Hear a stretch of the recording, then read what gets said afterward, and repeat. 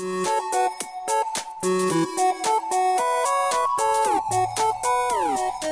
guys, what is going on, and welcome to the next episode of Shooting Stars Live. A very special guest this evening, none other than EDWSnip3down Rona. For those of you guys that are unfamiliar, you guys must have been living under a rock. Eric has recently won a gold medal at the Winter X Games for winning Halo. Did an incredible job with his team. It came down to the wires, an exciting match. And he's widely regarded as one of the best Halo players in the game, not to mention he is the captain of Evil Genius's Halo team. We're going to welcome to the show Eric Rona. Eric, what's going on, man? Welcome to the show. Hey, Dan. Thank you very much for having me. I really do appreciate it. Dude, it's my pleasure. Thank you so much for coming on. So you're the first member, or the first guest to come on Shooting Stars Live that is a professional gamer. I mean, that's pretty serious, and we're going to find out all about your professional gaming history and your background and how you got to this point. But before we do that, we like to warm up the show and talk about some trending topics that are specific to our guests. And this week, all these topics are tailored to you. That we try to pull news stories that are relevant to you. And the first topic in trending 3 for you is recently MLG was bought up by Activision. And you had a tweet that you had said, hey, you know, MLG carried a lot of good times for you. But what was the impact of that when you first heard that? I really think I prematurely tweeted about that situation. I didn't really know too much about the situation itself, so I think I took it a little differently than it was meant to be. I think they're just going to be working a lot closer with Activision rather than like completely disappearing and not really hosting these tournaments anymore. But overall, like, MLG really was a huge impact for me. It's where I started out in the Halo scene. But Activision is mostly related with computer games and Call of Duty. So I was a little worried with what's going to happen with, you know, Halo in general, and if they're even going to be able to host Halo tournaments with, you know, those rights to those other games. But yeah, overall, I think it was just an early tweet, because I think they came out a little later, and I talked to some of the MLG guys, and they said that they're still going to be around and doing everything with, you know, Halo and whatnot. So yeah, just a little early. No, that's all good. But the interesting thing that you had mentioned, you said there are a lot of like good and early times, in particular with you and MLG. Like, what did you flash back to? Like, what's your first memory of, you know, experiencing MLG as a player? I just remember walking into my very first tournament. It was like Meadowlands 2008, and I walked in. There's just this giant venue with like booths. There's like Stripe booths and, you know, other crazy sponsor booths all over the place. Gamers everywhere that just, you know, shared the same passion as me. And it was really like the early stages of gaming itself. Gaming hadn't really blown up at the time. It wasn't very popular with the media or anything. Like you don't see it like it is today. And just kind of going through the beginning stages and seeing it grow from like back then and to where it is now, it just kind of made me realize, you know, where we started from and where we came from. And LG really was that, you know, beginning stage of the empire that gaming really is today. Yeah, when I was just actually earlier today, I was watching a video of you and Puckett was interviewing you, and it must have been like right around that time. And I mean, you look like you got first like involved 17. When you were a really young kid. Like, when was that for you? 2008. How old were you back then? I was 16, and I think my birthday was that weekend when I went to my first tournament. I just turned 17. My parents were still really skeptical. They thought like it was going to be like a whole scheme. They didn't really know like what was going on with the situation. They thought like pedophiles and all this other stuff were going to be there. It was just a pretty crazy situation. I was super young, and it's kind of crazy because like the Halo scene itself right now is like all like 20 and up, and then like the rest of the gaming scene is kind of younger. Call of Duty's like 16-year-olds and whatnot. But yeah, it was just crazy. That's good. So good times with MLG. All right. Good. So the next thing I want to talk about is ESPN recently launched their esports site. Have you had a chance to check it out at all? Actually, I talked to one of the main guys who runs like the ESPN esports at X Games. His name is Slasher. Yeah. He does like, a bunch of interviews. Yeah, Slasher, he's the man. And yeah, I talked to him a lot actually while I was out in Aspen, and he's a really cool guy. He's really interested to get ESPN growing. They love Halo. They love video games in general, and just the popularity that it can bring.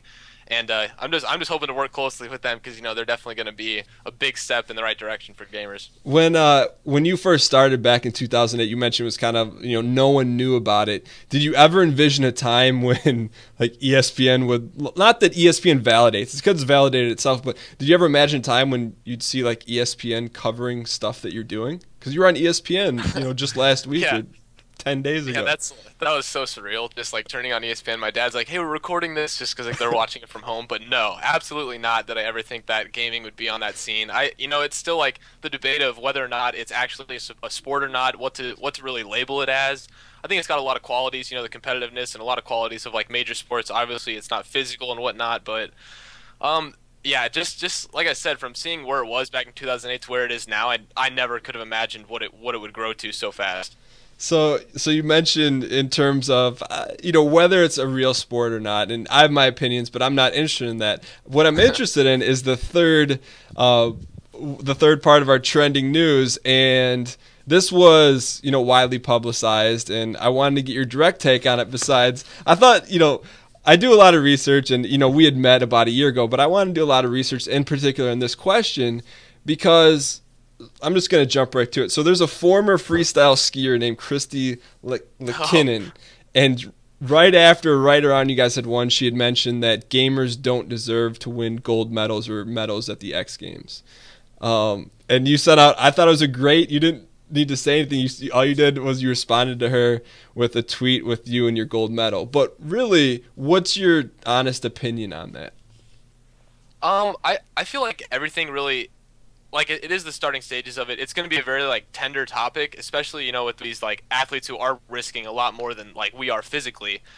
But if you look back at the beginning of X Games, like there were some of the sports that are there now, like skiing and snowboarding, that weren't regarded as like these games that deserve medals. You look at the Olympics, there's some sports there that I could question whether or not it's a legitimate sport to get a gold medal or not. But overall, I just think it's something that if people are putting their like passion and everything they have towards something, and they're making like a career out of it, just like these people are, and I may not be risking my life, but I sure am risking like a lot of other opportunities that could present itself for me. I definitely think that right now, it's great that we do get these gold medal opportunities. I'm not necessarily sold on the thing that we should either, but I do feel like with everything we put into it, it's worthy of it. It's worthy just as much as they put in. I put in my own hobby and job. It really is my job right now. So when you first heard that, what was your initial reaction?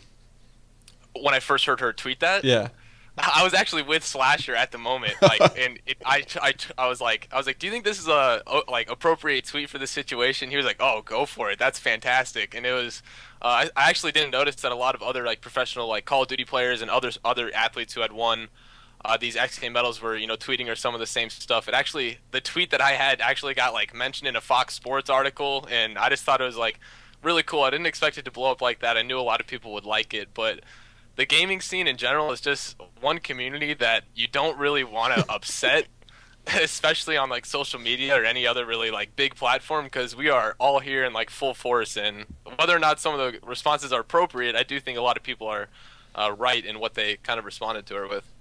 Well, speaking of appropriate, were you offended that she said that? Did you feel like she was out of line? Like, I mean, what did like?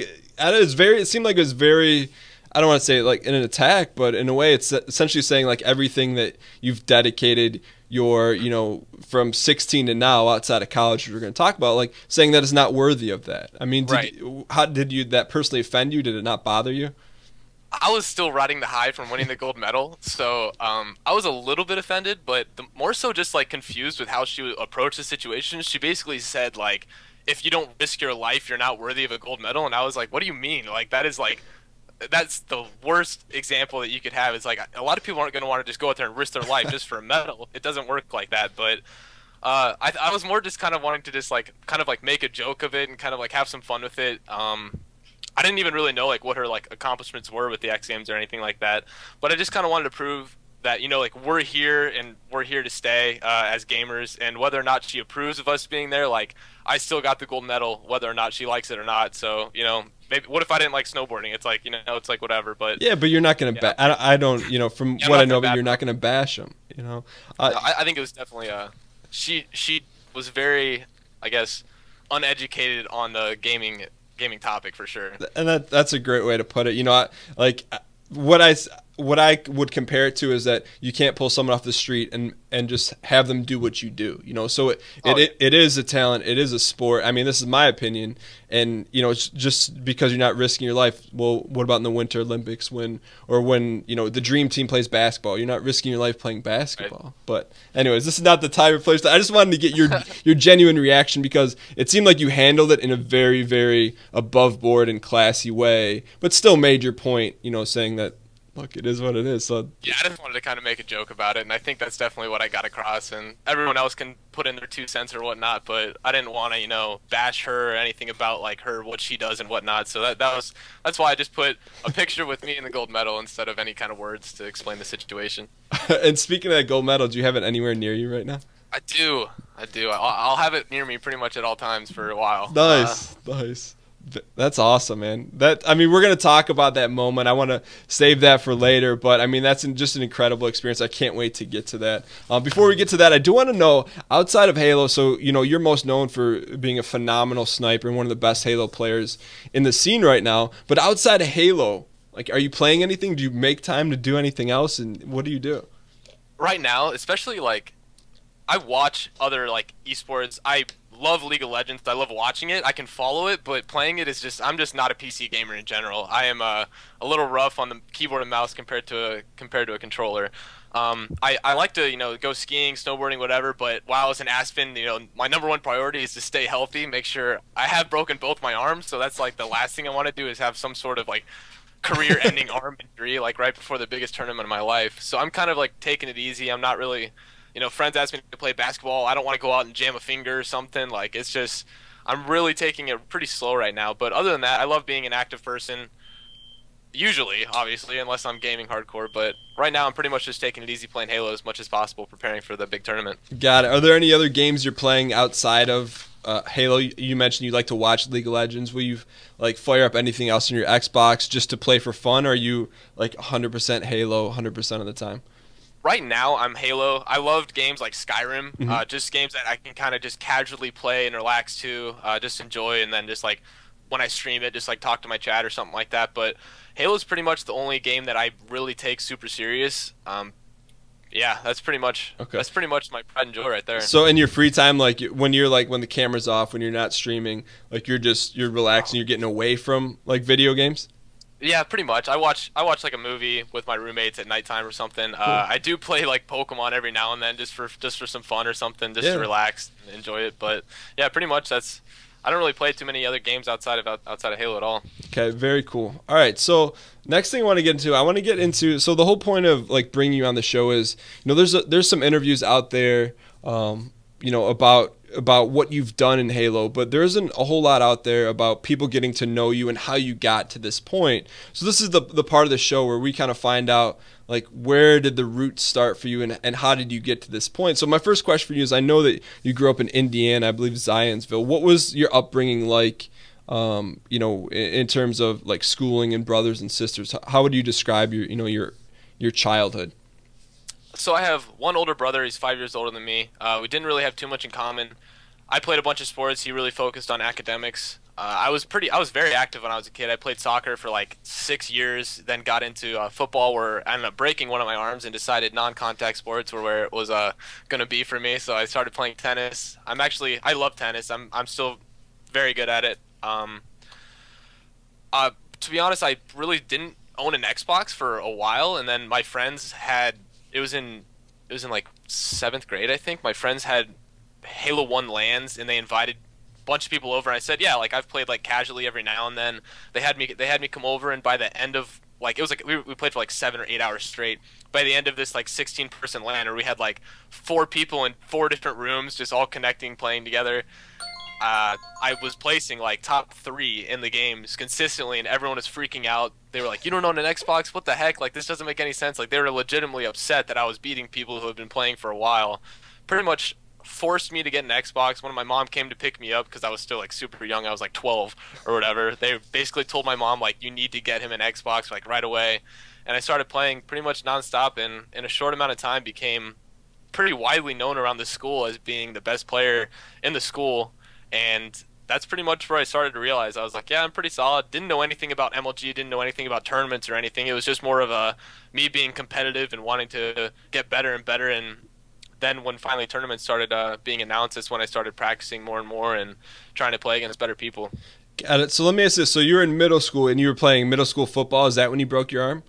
I broke my arm in seventh grade football. It was the second play of the third game of the season. What happened? I was a wide receiver. I was always like a short, fast kid on the football field. So it was just a normal blocking play. It wasn't even like a pass to me or anything. I blocked this guy. It was on like Center Grove.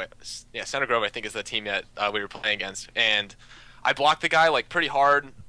I was like, I took it way too seriously probably. I blocked him out like after the play was over a little bit, and as I'm walking off the field, the kid like runs up to me, like kind of like picks me up like right here by my shoulder pads and like pushes me back, and I go to catch myself, so I put my arms behind me, and as I fall, like my back like lands like straight on my arm, and it just snapped, and I knew it right away because I'd already broken my other arm at the time.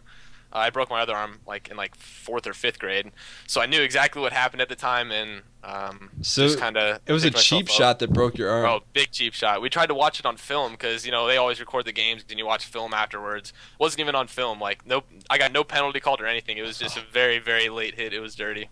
So you break your arm in middle school. You're like, all right, I'm done with football. But it sounds like you're really competitive. You know, in your I guess high school and middle school career. Was that like, where does that come from for you? Is it like competition with your brother, or your parents competitive, or where did you notice that like kind of rising to the surface with you? 100% from my father. He was actually he got a scholarship to play college football, and my dad's like 6'4", like 240, so he's a big guy. And pretty much all throughout growing up, any sport that I was like showed any bit of interest in, he would just kind of like put me in lessons or put me in like in some sort of league or whatever to try and get me to play it. And no matter what, like my dad did not like stand mediocrity in any of these sports. So if I started playing it, he wanted me to be the best right away. It was almost like I was on the field alone, and I'm the only person my dad was watching like the entire game. It didn't matter how bad anyone else was on the teams. It was only me he cared about. So it kind of just like, it was more of just wanting to make like my parents proud of me competing and wanting to be the best, and it definitely helped me out in, I guess, life, because if you treat everything like a competition, you always want to be the best. I guess it's just never stop. You never stop trying to improve. So was there any disappointment? Was it your decision to tell them like you don't want to play football anymore, or did they like mention, hey, you shouldn't play any more contact sports? That was my decision. My dad definitely wanted me to play football for sure, but my dad knew right away as soon as I fell to the ground that I had hurt myself pretty bad. And I think he was kind of understanding as to why I wouldn't want to continue playing contact sports, because I really hadn't hit my growth spurt yet. I think it was like junior year of high school where I grew like 4 or 5 inches like that year. So I was a pretty small kid. That's why I started playing tennis and just I used my kind of like quickness to my advantage in those kind of sports. And they were 100% approving of the situation. So got it. So you're still in middle school, and it's not until, so when was this LAN party? How old were you that you remember this? And I had to be. Were you seventh grade? Was like 2001-ish. Okay. So I was probably it was earlier than that. It was probably like 5th grade. Okay. Like, yeah. So 5th grade, you go to this LAN party, and you've never had did you have any consoles in your home whatsoever? Yeah, I definitely did. I had like N64, and my first like, you know, like when the PlayStation, Xbox, and GameCube all came out at like really close in time, I got the GameCube because I was a big Super Smash Brothers Melee fan, and that's pretty much I don't know. I just never really was like into the other systems, and then Halo was the first game where I was like, that itself made me get a console. Like the only reason I got an Xbox was because of Halo, not any other games that were really on the system. So Fusion Friend. Was that your first FPS, or did you play GoldenEye? I played GoldenEye. I played a little bit of GoldenEye. I played like Perfect Dark like a couple times. Never really got into it, but GoldenEye was like my pride and joy. I remember being at like the Boys and Girls Club of America, and I was the youngest kid there, and I was playing like the older kids because it was like a mature rated game back then. A lot of parents weren't really too fond of their young kids playing a shooter like that, and I challenged like 7th or 8th graders, and I was this like little kid, and I beat everyone there except for one person, and everyone was freaking out because they were like, the last thing they wanted was some like little brat coming in and beating all the old kids in their like system that they just like controlled. So it was pretty fun. So when you made the jump to Halo, when you started playing Halo at the LAN, do you like translate it back to GoldenEye? Like, do you say like that's why you were good, or is it just was it something else? I think at that age, it really just came down to like natural shooting talent. Obviously, I wasn't like the game wasn't advanced enough to where there were like strats and like maneuvers around the map and all that. So I think my shot, I just kind of had a natural shot. In GoldenEye, that's kind of how I like won all my fights. I would just outshoot opponents. So for Halo, when I just picked up the controller, it was just, I don't know, it just felt super natural for me to just be able to shoot. And that's pretty much how everyone started noticing me, because I was winning almost all my pistol fights, and they were like, if you've never played this game before, how are you so good at shooting? And it just kind of felt like it's a consistent game. So once you get it down, like the mechanics a little bit, it kind of just clicked with me, and that's how it stuck. So at that moment at that LAN party, when it was all said and done, did you and your friends are like telling your mom, hey, you got to get him an Xbox? Did it like hit you that you were that much naturally better than everyone, or were you just kind of like, it is what it is? I didn't notice it myself. It was every one of my friends that were telling me that. They were like, dude, you're a natural. Like, my first gamer tag ever was the natural. Like, they forced it on me because of it. And yeah, I don't know. I didn't really notice it. I think the biggest thing was the fact that I just didn't own an Xbox, and everyone was shocked that I was just so good at the game after like, I mean, obviously when I first started it, I was a little rough around the edges, but by the end of the LAN, yeah, I was on top of it. I just picked up the, certain things that other players were doing that I could do for myself, and that's kind of how I improve today. If I see something that a player does that like I might like, I add it into my arsenal of like things that I can do in a game to better my gameplay. So before we talk about what happens after the LAN party, do you think that had you not gone to that LAN party, do you think things would be different right now for you? I think the biggest factor in terms of what would be different is breaking my arms. I really didn't like play too many video games until I was pretty much out of commission because when I broke my arm, it was pretty bad. Like, they had to set it like 3 different times. It wasn't healing properly. So instead of it being like a 6-week process, it was like a 4-month process where I was in a cast the whole time. So all I did was sit and play video games, and that was probably the biggest factor in the path change in terms of me becoming a professional gamer. Wow. Okay. So you leave this LAN party, and your friends are like, hey, you got to get him an Xbox, got to get an Xbox. Then how do you finally get one? Does your mom, does she realize, like, hey, my son's, like, I don't want to use is like a savant at this game, or is like super talented? Was it like that, or how did it go down when you actually got your first Xbox at home?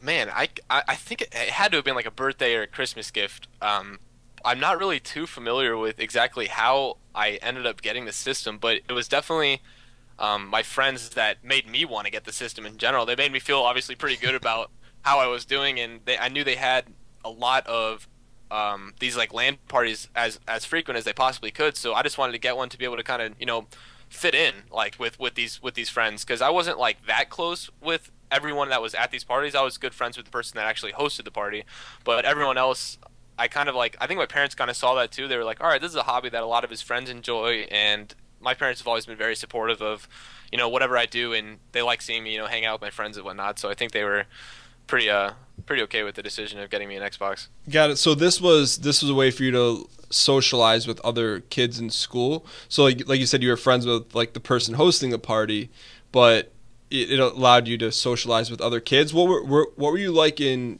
school? Were you an outgoing individual? We know you're pretty active, in a lot of things, but were you outgoing? Were you shy? How were you through your schooling in terms of socializing? Yeah, I was always a pretty shy kid in high school. Middle school, high school, I had everyone has their own clique of friends, their own group, and so around them I was perfectly fine. We just around that group of people. But when it came to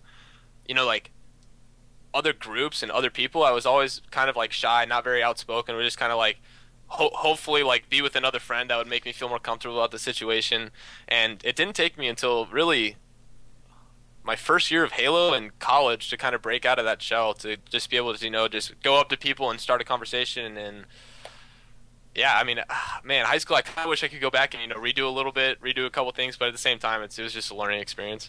Got it. All right, so we learned about you athletically in school. We learned about you socially. How are you academically? Did you work hard? Did you get good grades? Did you get good grades and didn't try hard? Or how were you in school? I was always pretty average. I mean, I got B's and never really like excelled. Never got like a 3.5 and up in school. I always just kind of did like the bare minimum to get by. But honestly, one of the biggest factors in me getting my grades up was the fact that to go to my first tournament, I had to show my parents that I was becoming like a mature person. I had to do a lot of research on how to get to these tournaments, where I was going to stay, people that I would know that they would trust and whatnot. And one of the things that I said that I would do is I would get my grades up and I would do more chores around the house. And after I kind of showed them all this kind of stuff, showed them that I was, mature enough to make these decisions and get my grades up just for something that I really cared about, that allowed me to go to these tournaments, and my grades went up pretty dramatically. I'm not gonna lie. So in your first, take us through your first tournament. So you had to actually plan out and say, okay, first tournament's here. Here's what I'm gonna say. You had to do all that. Everything. I had to do everything, and I was 15 or 16 because my first tournament I was ever gonna go to was Meadowlands 2007, and my ride that was supposed to pick me up on the day of the tournament actually canceled on me and just said, we're not picking you up anymore. And I had done all this research to get there. It was absolutely devastating. It was like the lowest point I felt. I did all this work and it felt like I just got it taken away from me and it was out of my control. But yeah, it was rough. So Meadowlands 2007 gets ripped from your grasp because someone isn't going to pick you up. So then what was your actual first tournament? Was it Meadowlands 2008? Yeah, it was Meadowlands 2008. So you had to wait a year? Yeah, and it was a whole new game too. Like Halo 2 was the 2007 tournament I was supposed to go to. That game completely ended, and so at the 2008 tournament it was Halo 3. So I didn't actually get to go to a Halo 2 tournament where I thought that was like one of my better games. Wait, so what did you do?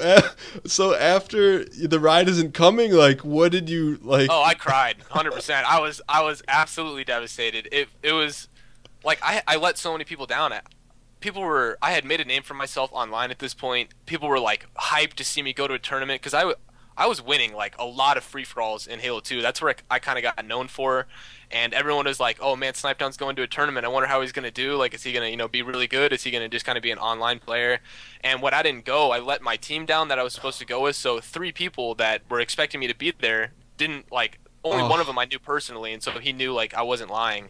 But it was rough. I felt terrible. A lot of people thought I made up the story that my ride didn't show up. A lot of people kind of like deemed me as someone who was just like a bailer, and I was too scared to go. Like a lot of people were kind of talking a lot of trash to me as a person, and it was rough. So being able to go to the first tournament in 2008, I was slightly nervous going to, but it worked out pretty well. Were you like trying to tell them, hey, look guys, I'm 15, I can't drive? Like, yeah, no, exactly. How did you defend? How did you defend yourself? Were you just I mean, the devastation to have to wait another year. Yeah, I really couldn't defend myself too well. There's nothing I could really say that people would really believe me, and I only had one person. It was someone I was teaming with. His name's Justin, and he went by Puss in Boots was his username, and I had gone to like local tournaments with him, and he knew how much I cared. He knew how good I was. Like, he was basically the guy who pushed me really hard to go and compete at these tournaments because he knew I was talented. And so I know he vouched for me, but it's 2 people's word versus an entire community that really thinks that I just bailed. So it was rough for a little bit. I remember being online and everyone was just asking me. They're like, oh, okay, I'm sure that's what happened. And the guy who didn't pick me up denied it, and it was not good. Do you still talk to Justin at all? I talk to him every now and then, not very frequently. We definitely drifted a little bit apart. I know he got married, and he kind of strayed away. After it was my second tournament, I teamed with Instinct, and the only way I was able to go to the tournament is if he went with me. And so I like begged my teammates when I was actually teaming with Lunch and Roy at the time, which is kind of funny because I'm teaming with him now. But I begged them to let him coach. So Justin coached us at that tournament. We got second at that tournament, and then he basically told my parents, like, you need to keep letting him go because it's a crazy story. Because at this tournament, I had to the tournament was in San Diego, and I had to take an ACT while I was in San Diego because my parents were still not very fond of the whole situation. I actually told them if I didn't make money at my first tournament ever that I wouldn't compete ever again. So I was still trying to show them that I'm mature, take this ACT while in San Diego. So you're not putting any pressure on yourself. No, yeah, it was a lot of pressure. It was a lot of pressure, but wait, so you went there, you had to take you had to set up your ACT? I had to I was at home. This is like another thing I had to do to show my parents I was like maturing. I had to go online, find if I went to San Diego State University to go take an ACT. I did awful on the ACT. Like, it wasn't like that bad, but I didn't do very well on the ACT because I'm so focused. End up getting lost in like downtown San Diego at night. I have no idea where I'm at. I didn't tell my parents that because they were gonna freak out, obviously. But it was a crazy experience, and it was something else. So you took the ACT before you competed. Yeah, actually I took the ACT on like Saturday. It was like right after we got done that day. I had to go take the ACT. So then you said if you didn't win any money, you wouldn't compete again. So how did that tournament end up shaking out for you? I got 7th at my very first tournament, and that was like the fine line of making money or not. So top 8 at the first tournament was pro status, and you got like stipends to compete after that. So after I got top 8, I won it was like $450 each or something like that for getting 7th, and then it was a $500 stipend for every tournament after that. So after I showed my parents that, they were like, wow, they were expecting me to just get, because I was winning like local tournaments for like a couple $100s against just people from Indiana in a small area. Where would you play those? Where would you play those local tournaments at? There's a place called Talk City in Greensville, I think is what it was, Indiana. And yeah, I remember the very first one I went to, I came home with like $400, and I just remember my parents were at the dinner table. I walk in with just a bunch of 20s, and they just look at me. They're like, "What the heck? How did you make money from this?" And I was like, "Hey, I won." And that's when like they very first started to realize that I could actually make some money with it. Got it. Okay, so you go to San Diego. That was your second tournament, you said? San Diego was, yes. Okay. I'm going to take a half step back because you said your first term was 2008 in Meadowlands. How was that first experience for you? We talked a little bit about like you were kind of like taken aback by all, the enormity of it. But how did you do then, and did you feel like any pressure? Was it – because that was your first time playing essentially in that type of a venue. What was that like for you that you remember? I remember walking into the tournament, and the first thing is there was a guy who was like – his name was Talent. And his real name's Greg, and he walks up to me, and he's like 6'4", 6'5", and just like this tall, lanky guy. And he comes up to me, he's like, "Who are you?" I was like, "I'm Snip3down." He was like, "You're Snip3down?" He's like, "I thought you were gonna be this real geeky little kid, like just because like I had bailed in that first tournament, and no one like there was no streaming, so no one knew what anyone looked like." And it was the first like, because I was real like like still shy, and just for that to happen like right away, it felt kind of warming. I don't know. I laughed, and it kind of took away a little bit of the nerves from the overall tournament. And as the tournament went on, I just felt kind of in my element. I was like, this is what I've practiced all this time for. I didn't really feel nervous, but fortunately I didn't play on like the big main stage, which was the broadcast like feature station, whatever. I didn't play on that tournament, so who knows what it would have felt if I actually had to put that kind of pressure on myself. What was it like playing in person with your teammates for the first time? Because what team were you with at this time in 08? The team name was Ambush. It was me, Gunshot, Eli, and Silent. Okay, were my teammates. So this was your first time playing with them in person. Mm-hmm. Do you remember like having to adjust to that? Was it better? Was it worse? Was that even an issue for you playing in your first like real tournament? I think it was. Man, it felt really cool because these guys I had played with all throughout Halo 2. So from like 2006 until the end of Halo 2, at the end of 2007, I had played with these guys. I wasn't like teaming with them, but we played frequently. We had like I felt like they were my friends going into this, so I didn't really feel as like nervous. It felt kind of like, I don't know, it felt like a friendship, and that really made myself feel more comfortable, and we all got along really well. So yeah, overall I just felt really in my element. How did you connect with those guys at first? Because it's not like it is now where there's team owners that pick the best players and put them all together. How was that like? How did you find that team back when esports wasn't esports? It was just like so small. So they actually competed. Silent, I think, was kind of a last second like pickup. They trusted me on my opinion with him.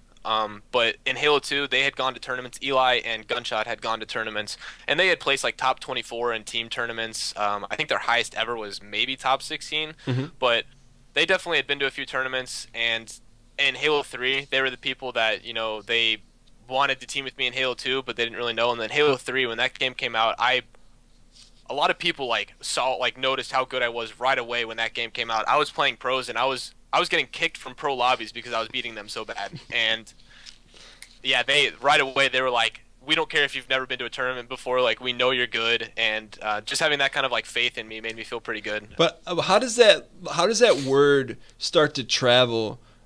Like I mean, internet was internet, but it wasn't like, there wasn't these online communities that were so strong. So like, how did people know about you if was there a central like forum, or like how did that reputation start to spread outside of like Xbox Live?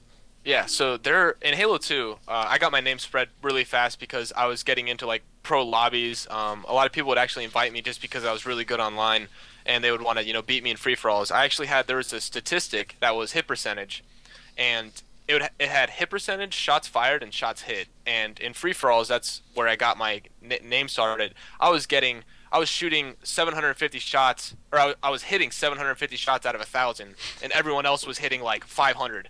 And that stat alone stood out so much to everybody that was like in these games that pro players would notice. I remember Strongside adding me. He was like one of the first pros to like add me on his own, because I would always send pros friendly quests after I played with them. I was just like, let me get in more lobbies. Like, I love this.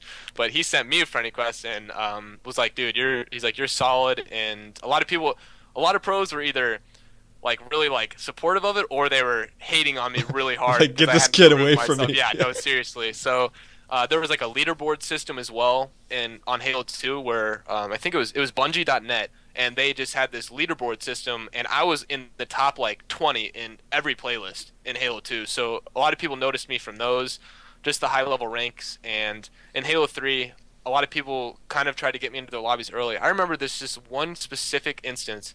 I was playing with Shockwave and Karma, who were like two very renowned pros at the time, and I went 26-2 in a Slayer game, and I just remember getting booted from the lobby like instantly. It's for them to invite some like kid with the gamer tag like Super Sniper 222. Like, I was like, all right, come on, like this is ridiculous. I got into like a little bit of like a trash talk argument with him, and he was like, once you prove yourself on LAN, you can talk. He's like, you can talk to me.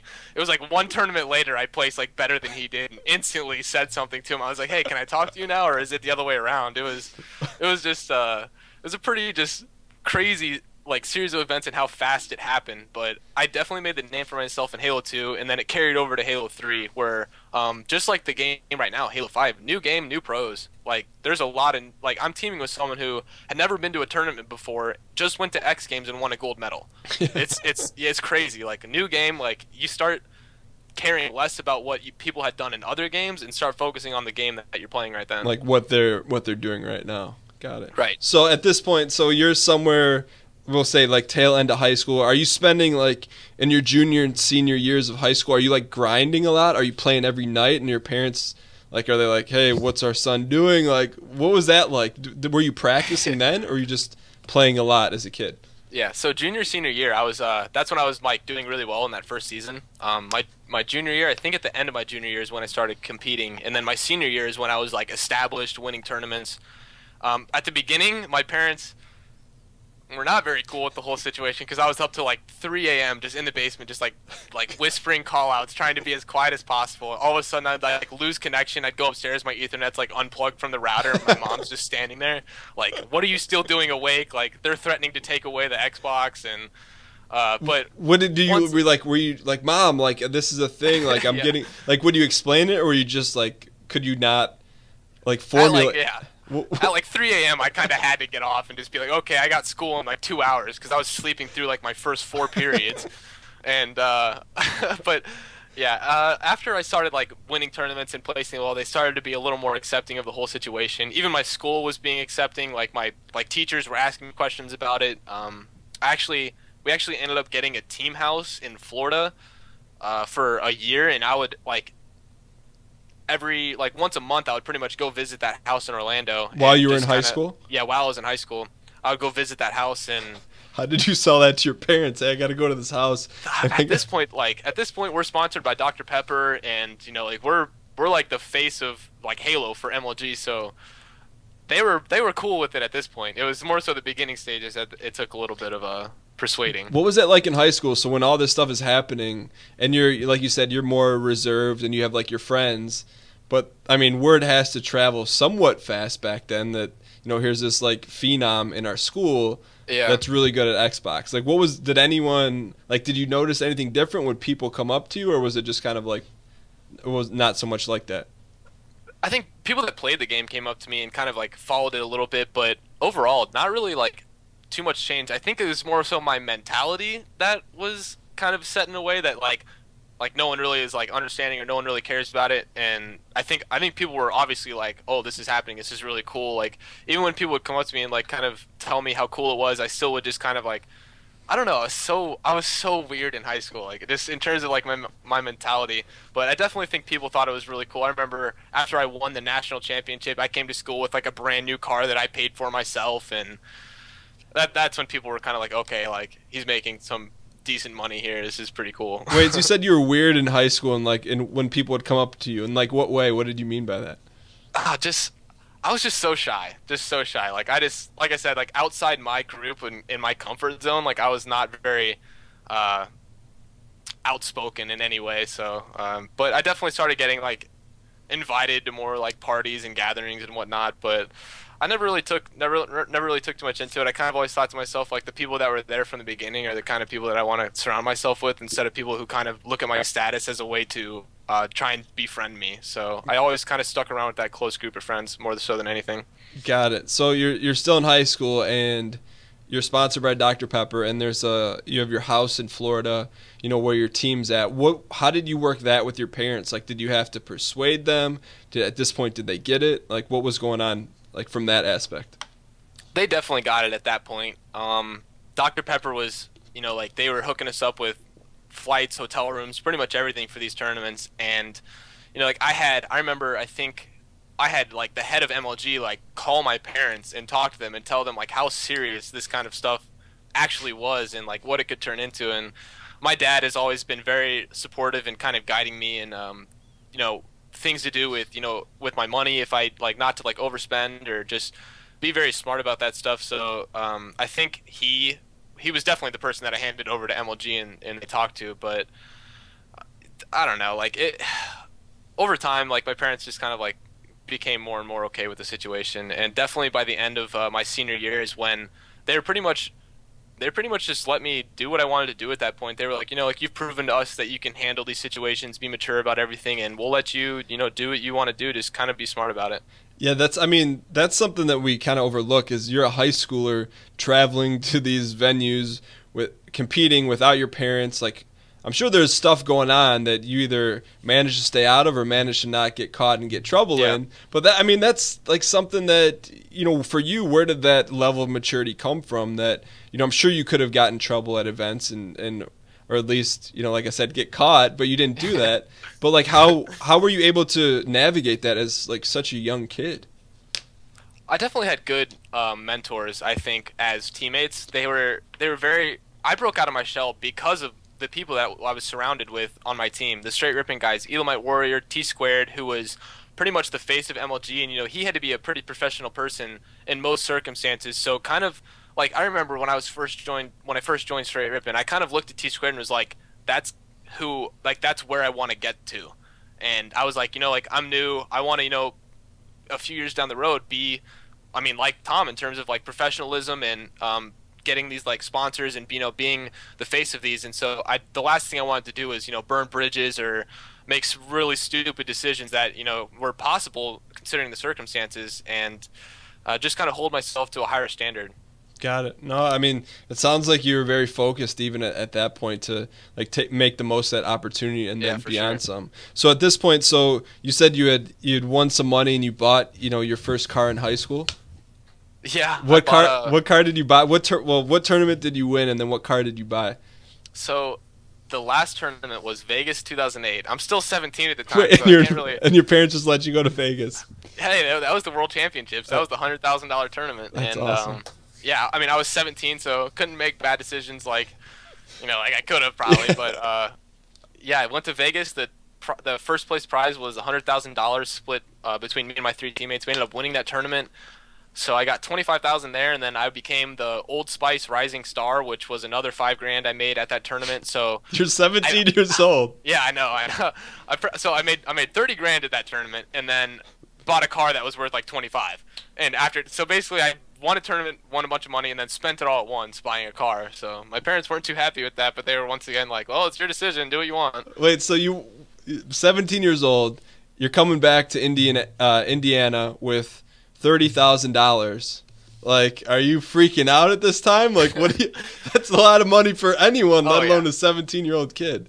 Yeah, it was so surreal to, get that opportunity, but being so young, and then most people in the gaming world had to kind of, work their way to the top, kind of like sit at like the top 64 and then get top 32, then top 16, and then finally start, placing well. I got 7th at my first tournament. So when I was making money at these first tournaments, like I have a lot of like regrets looking back at that, and because I could have just done so much more, and with the opportunity that I was given, I don't think I necessarily appreciated it as much as I could have. What do you mean by that? Okay, so like MLG gave us do you remember those little like flip videos? Like they had like the USB, like you could click something, the and it flip had like cams. USB at the top. Yeah. Yes. Okay, so that's like basically what they gave us. And looking back at it, I could have, I posted like a vlog, like a Dr. Pepper vlog or whatever, and people loved that. People just loved getting to know like me, because like I was like a lot of like hope for younger players wanting to, get into the scene and blow up and become like a professional Halo player. And I wish I could have gone back and, just like slap myself and be like, dude, you need to make like videos, you need to make like content, kind of like become like a personality to these people who have like the passion that want to be professional gamers. And that's where my regrets really lie, because I feel like Halo could be in a better place. I could potentially be in a better place, but like now I can still, I'm in a good position now. I feel like if I just continue doing that now, then it'll be beneficial as well. But do you think, like, they say hindsight's 20/20, but do you think back then at age 17, did you have the capacity to do that? Meaning like the time and the knowledge to do that, even with school and everything? Do you think you could have done that? I think I could have. I don't think I knew what was possible. I did these videos when I was told to do the videos, not because I necessarily wanted to do them on my own. So like if I had more of a vision of what is possible rather than what's like right there in front of me, because I was just so stuck in the moment of what's happening like at that time that I wasn't focused on what's to come, which you kind of learn that by growing up a little bit. I mean, I just want to like give you a beer or something and see like, dude, you're like killing it at age 17, and like you're in the moment, but yeah, hell, I mean, like you did incredible things and you still do incredible things, but at 17, that's amazing that you're able to pull that off. And then, but that's interesting to get that insight now that you're like, okay, maybe I could have done this and this differently. 100%. But so you come home with 30 G's, and then what car did you buy? And like, was there any like doubt, or you like, I'm going to get this car right now? Or yeah, I knew it right away. I knew I was going to get a Pontiac G8. It was the last car Pontiac made. I bought it. I think I bought it. They had the 2009 version. I bought the 2008 version. It was the same thing. And then like 4 months later, they went out of business. But it was by far the coolest car Pontiac has made. I had it up until about 5 months ago when I got hit. I got hit pretty hard. I got T1 pretty hard. Car got totaled, and now I most recently purchased a new car. It's an Acura TLX. Nice. So did you buy that car new, or did you get a good deal on it? You bought it brand new? Dude, my dad, my parents say one of the proudest moments is when I told them I regret buying this car brand new off the lot, because it was just like such a waste of a bunch of hard-earned money. I remember just going to the dealership and talking to the guy, and my dad helped me like get the price down a little bit, because he's pretty good at negotiating. Like I said, he's a big guy, so he's pretty like stern with what he wants. And I remember telling the guy, he's like, so how are we going to pay for this? And he's like looking at my dad. My dad looks at me. He's like, I don't know. How are you going to pay for this?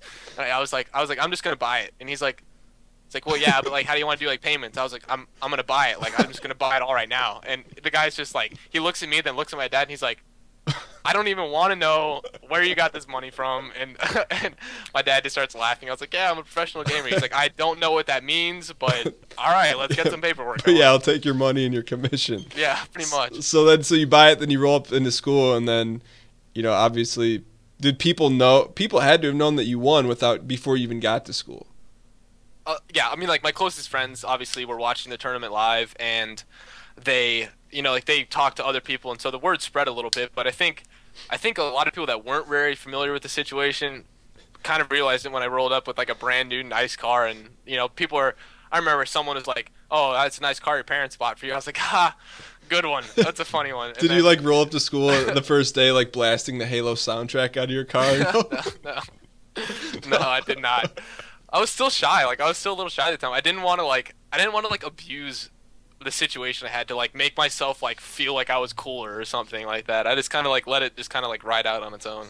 All right. So, okay. So during your career, you've been with, I believe it's like 8 to 10 different teams. And for people that, I'm a casual esports fan, and some of the people that watch are really into esports, but can you explain what that's like for someone that's not familiar with it, from going from team to team and what that entails, and how much you're involved in that?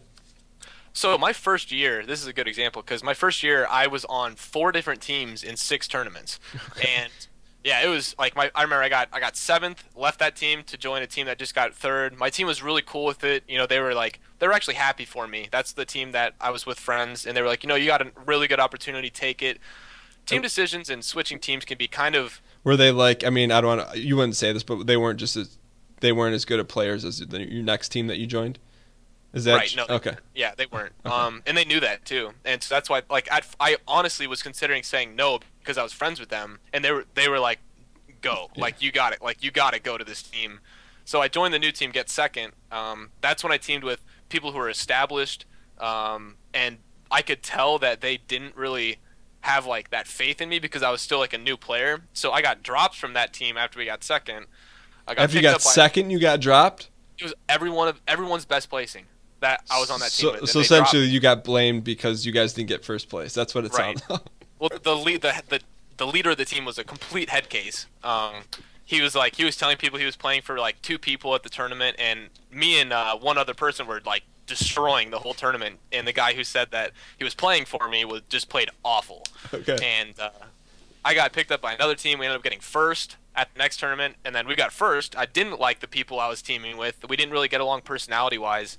Left after we got 1st place, joined the Straight Rippin' team, which was the team with like T-Squared, who I looked up to. I looked up to these people. How did you get to that team? Did they reach out to you? Did you reach out to them? Yeah, they reached out to me because one of their players left after we beat them in the previous tournament. And they asked me to join. I told them no at first, and then my team was kind of like, they were not happy. I don't know. We just didn't get along very well. And then I joined their team. They made me feel really good about like my skill. Made me feel confident that when I joined the team, I was going to be considered like an equal. Have like a good say on the team. And I think a lot of the something that's like underlooked is you can team with people. Like if you're deciding between 2 teams and like having a tough time deciding which team you want to go to, you got to look at the people on the team and think about who you get along with better. One of the biggest issues, I've seen teams that have like an amazing like everyone on the team has a ridiculous amount of skill, but they don't get along, and they fail because as soon as things start going wrong, things can go right. Everyone can win, but it's how you handle losing that is really the biggest like factor in determining if you can improve or not. So I've seen teams that just because they're friends beat teams that are better in terms of skill just because like that friendship outside of the game like correlates to how you play inside of the game as well. So in terms of like finding a team and finding players that you want to team with, I would definitely say find people that you could see yourself being friends with outside of the game. Because right now I'm teaming with people that I can all consider best friends for the rest of my life, and that relationship is very strong. So back then it was, you could kind of go, I don't want to say freely, but now it's more, I mean, it's totally changed, right? Where it's like, it's a whole different level of like acquisition, and when you're talking about going from optic to EG, like how does that change from the early days for you in terms of the complexity and everything else involved?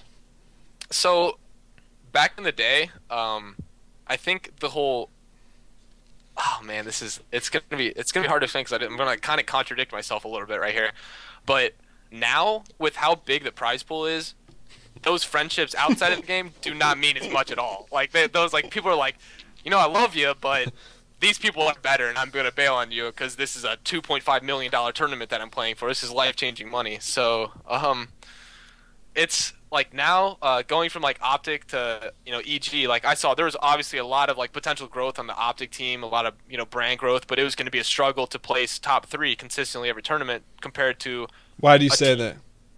that? Just because I mean the players that were on that team, it was me, Pistola, Ace, and Flamesword, and I think like we would have been a top three team, but I don't think that we had the potential to win every tournament That's something compared you to. felt yourself. Yes, Okay. 100%, and that's something Pistola felt as well.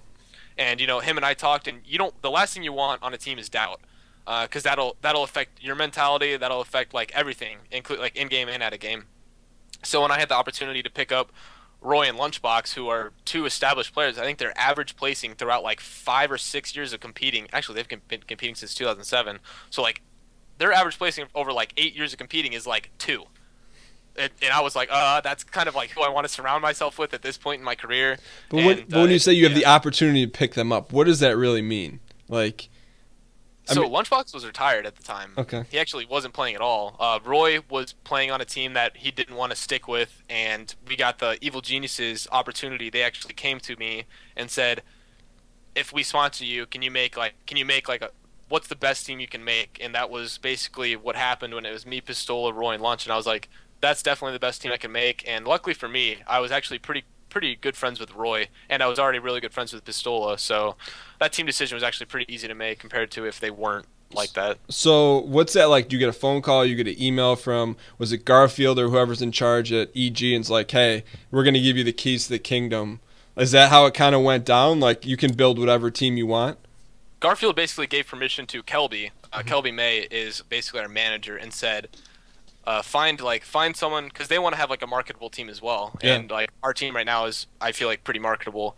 And he came to me and said, like we have all this stuff to offer you. We're like you have our full support as an organization. Like anything you need inside the game, outside the game, like we're here for you. And it was the first, because Halo kind of like was gone. Like during the Halo Reach and Halo 4 stages, Halo kind of just like completely disappeared. And to have an opportunity from Evil Geniuses, who's like regarded as one of the Like the greatest Yankees of organizations. esports, yeah. It's like they pick up winners. Like when they want to pick up a player, like it's someone who is like at the top of their game.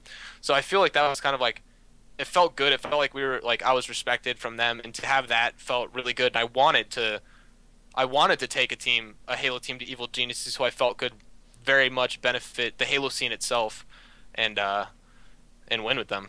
So you essentially, they kind of gave you the keys and said, hey, you can build whatever team you want. You put this team together, and then take us to present day. Tell me what's going on right now. What are your goals, and what's in front of you for this season of Halo? I want to be part of the greatest team of all time.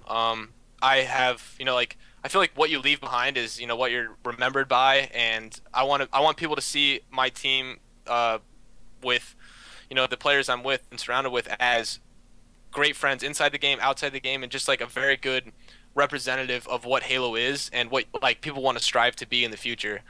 That's definitely what I want to leave behind. Obviously, I want to win the big tournaments and win everything and that comes along with it. But overall, I just want to have.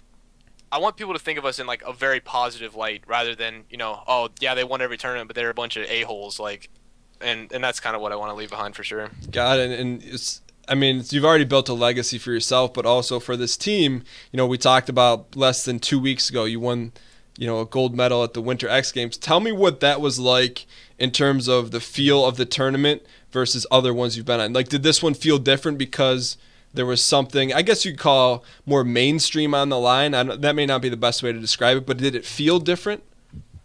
This tournament in Aspen at X Games was 100% the most satisfying tournament win I've ever had. And it was not only because of like the publicity that was with it. Obviously winning, like, we're probably like more known than a lot of the Halo teams just because of it being on ESPN and whatnot. But we had a teammate. We won 5 tournaments in a row during Halo 2 anniversary, and we had a teammate leave our team 3 days, like less than a week before this X Games tournament, when like it just caught us all off guard. We were just we felt like disrespected. We felt like everything we did was like for nothing. Like what we did is like didn't matter, and I don't know. It was very. disappointing. It hurt like I'm not gonna lie, it hurt my feelings when he left our team after so much success. We had literally seen no failure, and he left our team, and then we had to pick up someone who's never been to a tournament really, and just go into the biggest tournament of our careers with not as much confidence because of, you know, we just lost over a year's worth of practice and teamwork. And so when we beat our teammate who left our team in the finals, like whether it was X Games or not, it was just the fact that all this happened like right before this tournament. I remember after we won, like I stood up, my headphones came flying off my head, my controller dropped out of my lap, I jumped, I landed straight on my controller as I came down because I was so excited. Like I felt like I just finished the most like painful marathon. I was out of breath and was hugging. I literally hugged everyone I could see, like in the crowd, everyone. And it was just the most satisfying win for everything that was built up until the tournament. Obviously, the gold medal was fantastic. So, and that was, I mean, it was a 4-3 finish, right? Wasn't it? Is that how it ended up? Yeah, so, ended up, yeah. So tell me about that. It couldn't get any closer towards the end. Yeah. Oh, man. It was, honestly, we felt like we dominated pretty much the whole series. The games we won by a decent amount. The games we lost were nail-biters, like down to the wire. We lost by like 3 kills. We lost by 1 cap in each of the 2 flag games we lost, and it felt like we had control most of the series. But you know, all that matters is the win or the loss at the end of the game. So I think it was amazing for Halo in general because that's what was televised, that's what people saw, and for games to be that close, like whether or not you know what's happening, you can see like how close it is and how much is really like on the line in the intensity, and so anyone can really get behind competitiveness at that level. So just to frame this for people who aren't as familiar, so you guys, you had your set team practicing for a year. This is arguably maybe the most has the most exposure at this tournament. And 3 days before, your teammate leaves. And was there a reason given? Did you guys see what was happening, or was it was just gone? Man, no, we did not see it happening at all. Like we felt like for a couple weeks that he was a little. It was Lethal, who was the teammate that left. We felt like he was a little not himself, but we didn't really think anything of it. We thought like because like we weren't dominating every single scrim. We hadn't lost a scrim, but we weren't like blowing people out like we did in the other game. But it was just he's always on at a specific time, ready to practice. It was 10:15 Eastern every single day. He's ready to practice because he works, gets home, and gets on. And so when we're like typing in our like group chat and it's 10:15, we're like, "Hey, are we ready to play?" And 10 minutes goes by and he doesn't reply to us. All of us were just like, "Something's up." And then Justin was like, "He's leaving. He's gone. He's already off the team. I know it." And then like 10 minutes later, we get a message from him. He's like, "Hey guys, can we talk?" And right there we were just like, if you're leaving our team, we don't really need to talk to you. We already know what's happening. Like I can't believe that you made this decision without talking to us. And I think that was the worst part about it all, is that he made this decision without voicing any concerns of problems that we were having internally. And you know, like I said, like in this relationship, in any relationship, you need to be able to talk and say if you're having an issue with something or if you feel a certain way about something. Otherwise, it's just going to eat you up, and that's what we felt like was happening for the last 2 weeks. So, was there any remorse on that? You know, when you find this out, was there any remorse on his end, or was it just like deuces, I'm out, like good luck, guys? Oh, after we won the tournament, I'm sure there was some remorse on his end. I could tell. I mean, dude, I had friends who drove like 20 some hours to come to that tournament, and they were already planning on coming out before he left the team. So they were just laying into him the whole tournament, like they were just ruthless, just talking trash. Like after we won, they were like, "Nice decision, Lethal," and just talking trash. We saw him a little bit on Sunday night after the tournament, and you could tell he was a little just like sad about the whole situation, because in his mind he wanted to leave our team and create like a god squad that was just never going to lose, and to get beat by the team that you just left after, I mean, he was trashing. It's like a Hollywood movie. Yeah. Oh, it could not have been scripted any better. Trust me. I've thought about that. Everyone that said anything says the same thing, and it was so satisfying. I'm just smiling. Like he's just like sad, like with the whole situation. Me and Roy, who are like next to him, are just looking at each other, just like, "Oh, this is great. We love it." So you lose this long-standing team member for a year, and then you pull someone that's never been in a tournament. Whose decision was that, and how does that happen? I mean, like essentially, for your team at this point, the EG team, this is arguably the biggest tournament you're playing in, and you're down a man. Like how did you pick that? How did you pick the new Thank goodness for Twitch streams. Like the fact that he streams on Twitch, because a lot of people have been like under the impression that streaming on Twitch is like going to hurt them because they don't want people to see like their strats or people to see like how they play.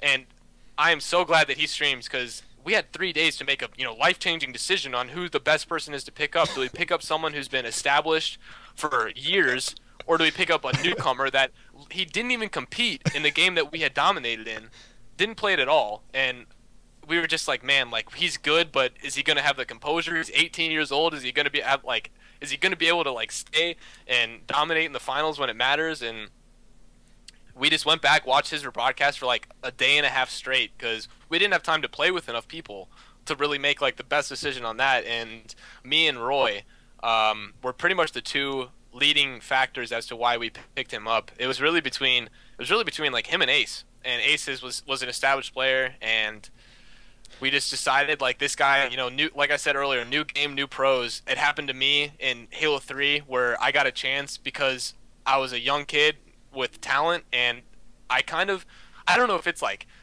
just like destiny that something like that is like bound, like it happened to me. So for me to be at this stage on the other end of the spectrum, to kind of like give someone the opportunity that I had, it felt like that is just like, I was like, I want to do this. We are the perfect people to give this guy as much confidence as he would ever need. Like, if you're sitting next to 3 people and you're a new player, the 3 people, like 3 of the top people that you would want to sit next to are me, Lunchbox, and Roy, who are just like established people. We have like the biggest competitive drive in the whole tournament. Throughout the entire week, in every game, we were like, let's go, Hammy, like just like pumping him up, making sure that he felt good. And I definitely feel like that was a big factor as to him gelling into our team, because I'm sure he was a little nervous. I gotta ask you, so you're watching this Twitch stream, at what point does like he know that he's in contention, or did you guys just like, how did you, like, that's like getting Willy Wonka come to your house and giving you a golden ticket, like how did that go down? Man. How did you approach him?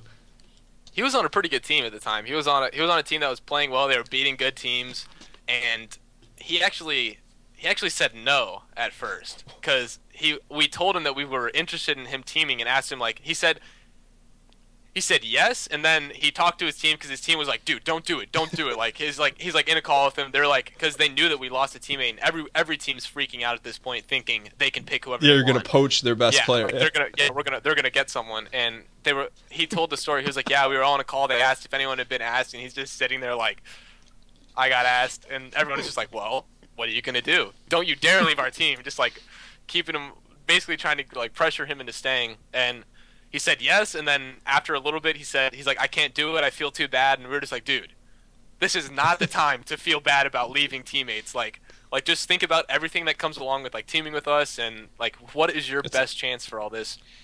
And he definitely, one of his biggest concerns actually was his feeling of being like the fourth wheel like on the team, like getting carried. Yes. Yeah. Well, not just being left out, being being the person that would take the blame if if we started doing bad, like instantly we're thinking it's his fault. And that was our thing. We were like, we want the last thing we want you to do is feel uncomfortable on our team. We want you to feel like like you're just as much a part of this piece of the puzzle as anyone else on our team. Just like our coach. Like, a lot of people look at coaches as someone who's just a coach times weapons. Like, our coach is 20% of our team. Like, we have 5 members of our team, not 4 and a coach. And that's what we wanted him to feel like as well. And he definitely, at first I'm sure he was a little nervous, just because he literally told us, he's like, I've looked up to you guys for like 5 years, so this is completely surreal.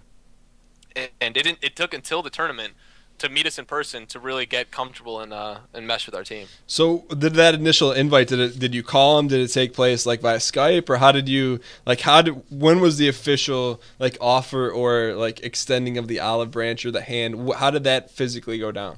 So 3 days before the tournament, before X Games. Crazy. Yeah, 3 days before. Crazy. Trust me, we were freaking out, and we were like, we talked to him on Skype, and like the whole time, like, obviously if I talk to you over voice, it's a lot more meaningful than talking to you over text. Yeah. So the whole time, like, me and Roy are typing to him, trying to get him to get into a call with us, because we're like, he said no and was like not budging, and we were like, dude, just get into a call with us, because we know, like, as soon as we get him into a call, he's gonna join our team. Like, we just knew it. You can be like, and monster sponsors waiting for you, Papa John's. No, seriously. So finally we got him into a call with all of us and our manager Kelby, And as soon as we got him into call, we were like, all right, dude, we got these, like this, and this to provide you. You got like all this like equipment. We got Monster for you. Like we'll get a shipment out to you like tomorrow, like whatever it is.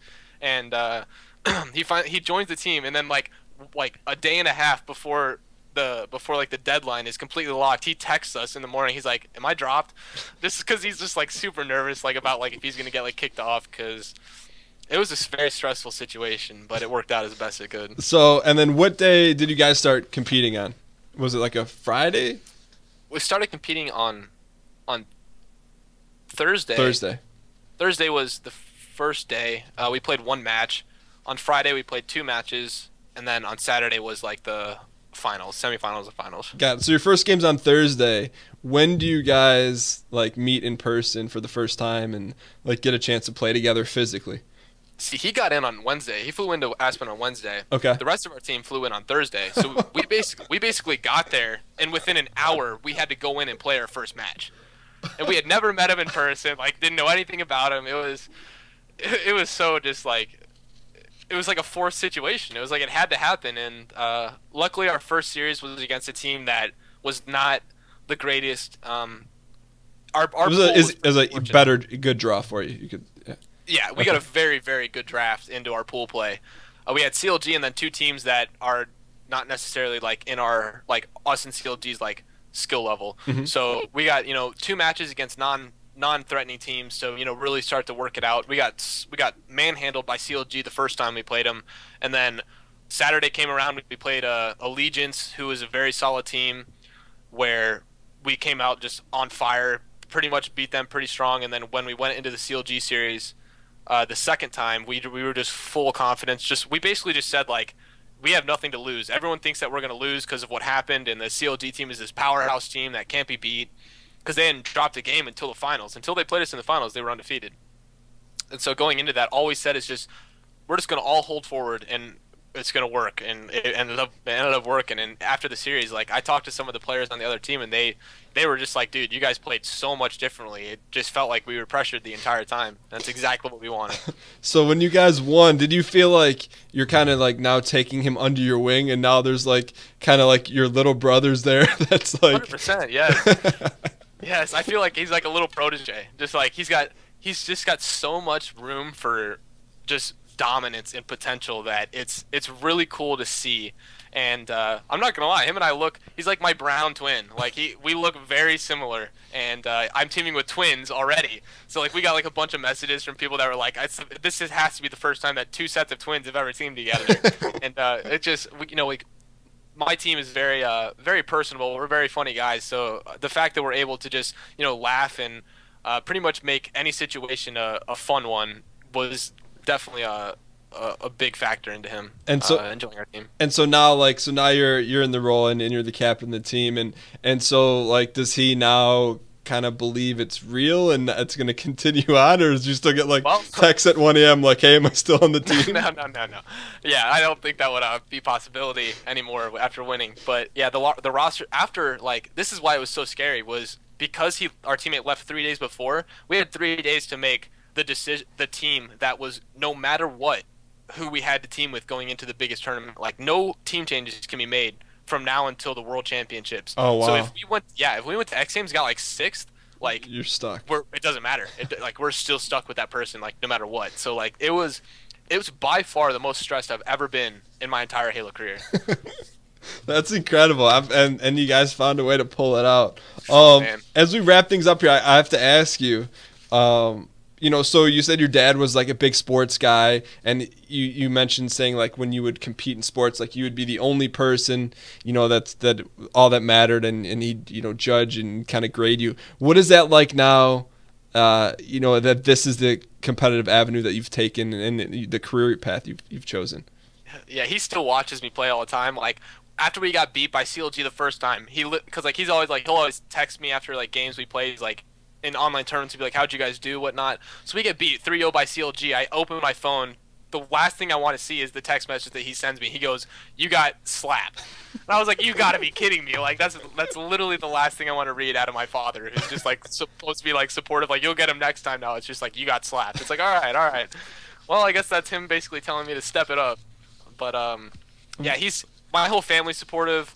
My grandparents watch, like they tell all their friends. My dad literally tells all of his friends about what's happening, and it just feels really good to have that, backbone behind me that supports me no matter what I do. And then, so now, I mean, the rest of your playing days and even, I guess, forever, like, you have, like, a title or a preface. You're, like, an X Game gold medal winner. I mean, has that, like, sunken in? Like, what is that? I changed my Twitter bio in, like, 20 minutes after the win. I was like, oh, yeah, X Games gold medal, baby. We are the only people in the world that play Halo that can say that. And it definitely has sunk in. The feeling has not gone away. I still look at the medal and smile, and sometimes I remember just the day that we won, me and my team would just be like walking, and one of us would just start just cracking up, just laughing, because we were just like, how the heck did this happen? Like, did this whole series of events, like, we didn't even feel like we were going to win the tournament going in. Like, we knew we had a chance, and like, because there's no way it's a 0% chance, but we knew that for us to win this tournament was going to be a long shot, and winning it was just like, it was so surreal.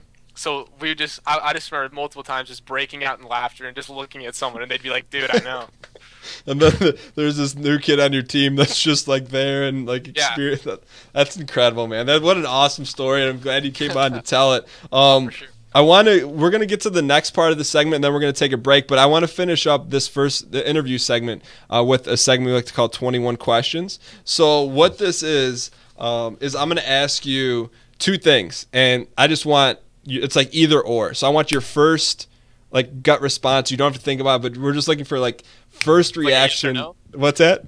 Is it like a yes or no, or is it just like it'd be like, all right, do you like apples or oranges? And then just first thing you say, because we just want to get your like genuine, like true opinion on some of this stuff. All right, some of it's goofy, some of it's not. All right, so first question is your favorite early team, Ambush or Instinct? Instinct. Okay. A tinted out Pontiac G8 or a 2015 Acura TLX? Just because of my age, the Acura. Okay, all right. I'm gonna skip some of these because I'm gonna skip a few of these. All right. Domino's or Papa John's? Papa John's. Okay, if you had to be pro in a game other than Halo, be Call of Duty or CS:GO? CS:GO. Okay. Naruto or Pokemon? Naruto. Oh man, Naruto. Okay.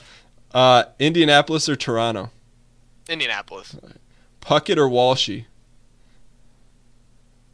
Walshy. All right. Optic or straight ripping? Oh, straight ripping. All right. Here's one. Never snipe again in Halo, or never watch Naruto again. Never watch Naruto again. Okay. Colts or Pacers? Colts. Okay. Crim 6 or Nade Shot? Nade Shot. Okay. I'm surprised you picked that one. Really? Yeah, I thought you wanted Crim 6. Crim 6 is a badass. Not that Nade Shot isn't. Crim 6 bashes Halo. All right. Graduating from college. We didn't even talk about you graduating from Ball State. Congratulations, by the way. Thank you. You did all this while also in college. Graduating from college or signing with EG? Graduating from college. Okay. LeBron or Jordan? I didn't get to watch enough Jordan, so I'll go with LeBron, Okay. just because it's my age. Okay. Butler basketball or Ball State basketball? Butler. Okay. Ball State sucks at basketball. They're pretty bad. All right. What jerseys did you like better? So this is jersey. This is not teammates. This is not teams. Your EG jerseys or your Optic jerseys? I like my EG jerseys. I love having the number on the back. Okay. Not a captain or captain? What do you prefer? I prefer captain. Okay. Coldplay or Nickelback? Neither. Okay. Chick-fil-A or In-N-Out? Have you ever had In-N-Out? I have had In-N-Out. Okay. It's very good. I'll go with In-N-Out. Okay. And last one, Lethal or Commonly? Oh, commonly. Let's go. All right, you did a great job, man.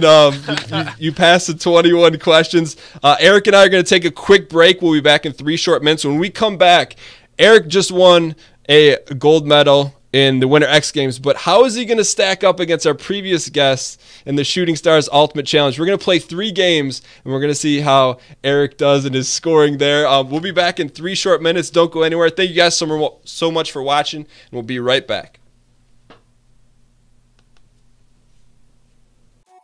you.